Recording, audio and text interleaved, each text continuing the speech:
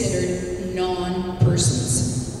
It's a great day for women here because as we're celebrating the 100 years of a vote for the suffragette women in Ontario, which was significant to what's happening today in the world. So we had lots of women leaders and we had lots of women that were wanting to vote, and I think the importance of voting was significant 100 years ago as it is today. Up until this time in Canada, most women did not have the vote, although 3 prairie provinces received the vote 101 years ago, and this 100 years ago, April the 12th, 1917, Ontario women, most of them but not all, were allowed to vote in provincial and then federal elections. This allowed women to be known as persons. Previously they were known as non-persons. It allowed them to have a say in all government. It allowed them to map the future for their families and their children and to give them democratic rights. I certainly thank the group for holding this event today.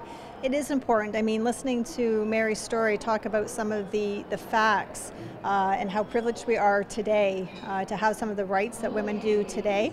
I mean, it's honestly listening to some of those things that Mary said. It's hard to believe actually that, you know, women just so recently were able to vote and be a part of politics. So I mean, I certainly learned some history today, and certainly feel very fortunate to again be the mayor, but be able to have that privilege of being elected and playing that role. As a Canadian woman, 6 generations Canadian, I'm very proud to think that my great-grandmothers probably fought to get this vote for women. However, the fight is not over. There's not equal pay for several jobs among men and women. Sometimes there's sex role stereotyping. So it is not equal today.